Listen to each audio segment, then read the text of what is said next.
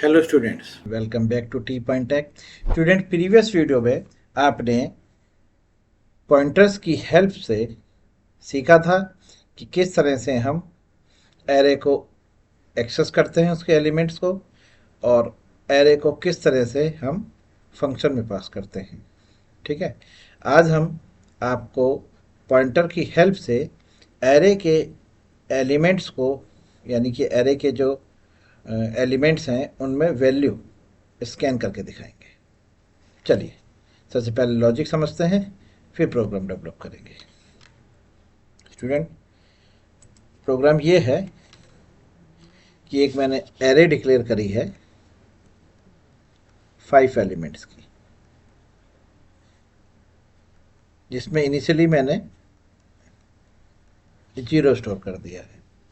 Okay, चलिए, अब मैं चाहता हूँ कि एरे के जो एलिमेंट्स हैं इनको मैं रन टाइम पर यूज़र से इनपुट लूँ स्कैनर फंक्शन की हेल्प से पॉइंटर के थ्रू। तो मैंने एक पॉइंटर डिक्लेयर करा है, पॉइंटर पी, जिसको मैंने ए का एड्रेस दे दिया है। ओके, क्लियर है।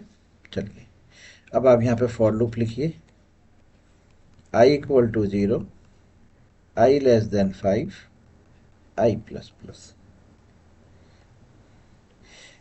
नॉर्मली अगर आपको याद हो कि एरे को स्कैन हम कराते हैं तो देखिए ऐसे लिखते हैं, scan f percentile d address of a of आई।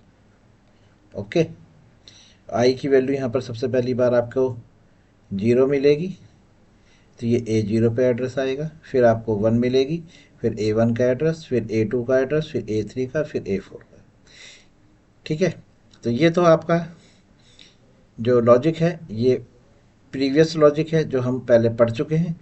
अब पॉइंटर के थ्रू कैसे करेंगे, तो देखिए, scan f percentile d comma, अब यहाँ पे आप केवल पी लिखिए। तो पी का मतलब हो गया बेस एड्रेस। एड्रेस तो आपको ये ये एड्रेस है स्टूडेंट, मान के चलिए 100, ये 4 के गैप पर है, तो 104, 108, 112 और 116। ओके, तो ये 100 है प्लस आई यानी कि 0, तो 100 प्लस 0 100, तो ये 100 पर वैल्यू इनपुट करा देगा। कहाँ पे करा देगा? 100 पर वैल्यू इनपुट कराएगा। ठीक है, अगली बार जब लूप इंक्रीमेंट होकर आगे आएगा तो आई की वैल्यू 1 हो जाएगी। तो पॉइंटर में p प्लस आई, यानी कि p प्लस आई का मतलब हो गया p प्लस 1। तो पॉइंटर में अगर इंक्रीमेंट करते हैं तो एलिमेंट में इंक्रीमेंट ना होके एड्रेस में इंक्रीमेंट होता है, तो वो क्या होगा, आपका नेक्स्ट एड्रेस जनरेट हो जाएगा 104।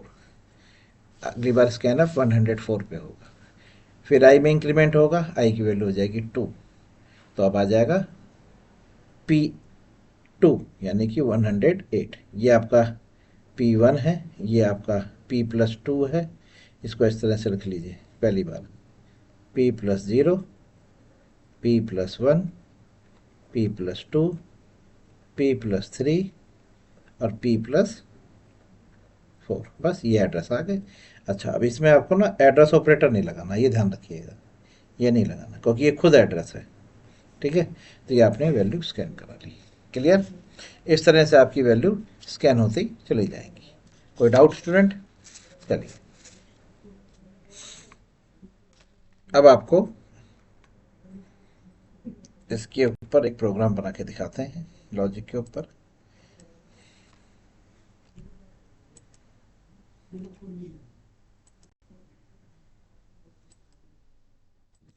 एक न्यू फाइल ओपन कर लीजिए, array point to dot c hash include studio dot h void main. ये आपने एक एरे ली है 5 एलिमेंट्स की, जिसमें आपने इनिशियली 0 रख लिया है। एक वेरिएबल आपने आई लिया है, और एरे के एलिमेंट्स को प्रिंट करा के देखना चाहते हैं, तो आपने लिखा यहाँ पर i equal to 0, i less than 5, i plus plus, और यहाँ आप लिखते हैं print f slash n percentile d comma address of a आई।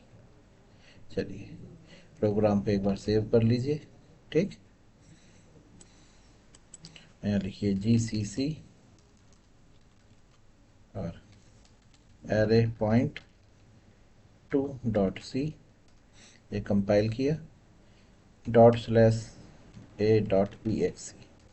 देखिए ये आपके पांचों एलिमेंट प्रिंट हो गए हैं।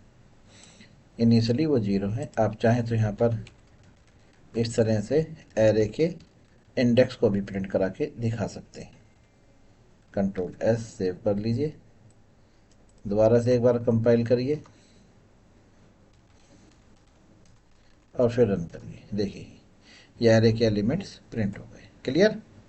चलिए अब मैं चाहता हूं कि एरे के एलिमेंट्स को जो हमने इनिशियली 0 रखे हैं, ये रन टाइम पर हम यूजर से इनपुट लेकर इसमें वैल्यू सेट करें। तो यहाँ लिखिए for loop i equal to 0, i less than 5, i plus plus. Okay, अब आपने यहाँ लिखा print f enter value scan f percentile d comma p plus i. ठीक है, ये पॉइंटर। तो स्टूडेंट हम यहाँ पर एक वेरिएबल डिक्लेयर कर रहे हैं, इंटीजर टाइप पॉइंटर, जिसको हमने एड्रेस दे दिया है a का। ओके, तो a हमारा जो बेस एड्रेस है वो हमारे पास पॉइंटर p के पास है। ये लीजिए वैल्यू स्कैन हो गई। अब आप चाहें तो उसको दोबारा से एक बार प्रिंट करा के देख सकते हैं कि हमारे पास a में वैल्यू असाइन हुई है कि नहीं। देखिए मैंने पॉइंटर p में रखी है, और पॉइंटर p किसको रिप्रेजेंट कर रहा है, a के एड्रेस को। तो जैसे जैसे i यहाँ पे इंक्रीमेंट होता चला जाएगा, वो बेस एड्रेस में इंक्रीमेंट होगा, तो उस बेस एड्रेस का जो कॉन्जिक्यूटिव नेक्स्ट एड्रेस है वो आ जाएगा, फिर उसमें इंक्रीमेंट होगा तो उसका कॉन्जिक्यूटिव नेक्स्ट एड्रेस, इस तरह से एक्सेस होते चले जाएंगे। ठीक है। चलिए, तो पॉइंटर की हेल्प से आपने यूज़र से इनपुट जो लिया है, पॉइंटर की हेल्प से आपने उसको एरे में असाइन किया है, जो दोबारा प्रिंट होकर यहाँ पर आपको प्रिंट होगी दिखेगी। ठीक है, तो प्रिंट एफ में आपने लिख दिया है स्लैश एन डिफ़ॉल्ट एरे। जो डिफ़ॉल्ट एरे है उसमें आपके पास 0 है। ठीक है, ये आ गया आपके पास, ये आ गई यूजर डिफाइन एरे। ठीक है, चलिए ध्यान से देखिए, कंपाइल हुआ और रन हुआ। एंटर वैल्यू, ये जो वैल्यू आप एंटर कर रहे हैं ये इंडेक्स में जाके स्टोर हो रही है। लीजिए यूजर डिफाइंड ये आ गई। ठीक है, पहले एरे के एलिमेंट 0 थे, फिर उसमें आपने वैल्यू साइन करी है। ठीक, पॉइंटर की हेल्प से। तो आप यहाँ पर p में जो वैल्यू स्कैन हो रही, स्टूडेंट ही ध्यान रखिएगा एड्रेस ऑपरेटर मत लगाइएगा, नहीं लगाना, क्योंकि p खुद अपने आप में एड्रेस है, तो यहाँ पर एड्रेस ऑपरेटर की आपको ज़रूरत नहीं पड़ेगी। क्लियर। चलिए प्रिंटफ एक यहाँ पर न्यू लाइन लगा दीजिए। अब आपके पास प्रोग्राम बन के तैयार है, एरे के एलिमेंट्स भी आपके पास आ चुके हैं। अब आप चाहते हैं स्टूडेंट्स कि मैं इस एरे को किसी फंक्शन में पास करूं, और इसमें से एक ग्रेटर नंबर मुझे सर्च करना है। ठीक है, तो मैंने एक फंक्शन बनाया है ग्रेटर, और उसमें मैंने p पास कर दिया, तो ये मेरी एरे पास हो गई। ठीक है, ग्रेटर में, जिसको मैंने यहाँ से एक वेरिएबल ले लेते हैं जो रिटर्न टाइप में मुझको वैल्यू ला के देगा w में। ठीक है, उसको हम यहाँ प्रिंट कराएंगे slash n greater equal to percentile d comma w में हमारे पास ग्रेटर वैल्यू आ जाएगी। इंटीजर फंक्शन का नाम है ग्रेटर, पॉइंटर वेरिएबल x ने p को होल्ड कर लिया, यानी कि पॉइंटर p की वैल्यू x के पास आ गई है। एक इंटीजर वेरिएबल आपने i लिया है और एक g लिया है, और g में आपने असाइन कर दिया है पॉइंटर x की वैल्यू। अब पॉइंटर x के पास किसका एड्रेस है? a0 का। हाँ, ध्यान रखिएगा, खाली x नहीं लिखना। खाली x लिखोगे तो इसका मतलब है a0 का एड्रेस। अगर आपने स्टार लगा दिया तो मतलब है a0 के एड्रेस की वैल्यू, जो हमारे केस में यूजर से इनपुट ली जाएगी। मान के चलिए 41, तो यहाँ पर जी में 41 आ गया। अब आपने यहाँ पे फॉर लूप लिखा, और यहाँ पर आप लूप को स्टार्ट करेंगे 1 से, क्योंकि 0 वाली वैल्यू आपने अपने पास ऑलरेडी असाइन कर ली है जी में। तो अब कंपेरिजन जो होगी वो 0 की 1 से होगी, तो लूप को 1 से स्टार्ट करिएगा। चलिए अब यहाँ लगाइए इफ़ अगर जी की वैल्यू छोटी है, ब्रैकेट में ले लीजिए x प्लस आई, और अगर लगा दिए स्टार, तो x का मतलब हो गया एड्रेस प्लस आई, तो इस टाइम बेस एड्रेस है, प्लस आई कर दिया, तो जो बेस एड्रेस है उसका कॉन्जिक्यूटिव जो नेक्स्ट एड्रेस होगा उसकी वैल्यू, स्टार का मतलब उस एड्रेस पर वैल्यू कंपेयर होने के लिए जी के साथ आ जाएगी। अगर जी उससे छोटा है तो जी को हम बड़ी वाली वैल्यू जो हमें मिलेगी स्टार x प्लस आई से, वो हम स्टोर करा लेंगे जी। ओके, लूप से बाहर आएंगे और रिटर्न करा देंगे जी को। ओके, ये लीजिए हो गया सॉल्व। तो मान के चलिए यहाँ पर ये वाला एड्रेस जाएगा a0 का एड्रेस यहाँ पर आया है, ठीक है। स्टार लगा के, तो अगर मैं स्टार नहीं लगाऊंगा तो ये पॉइंटर वेरिएबल नहीं है, ये नॉर्मल वेरिएबल, स्टार डिक्लेरेशन के लिए भी यूज़ होता है।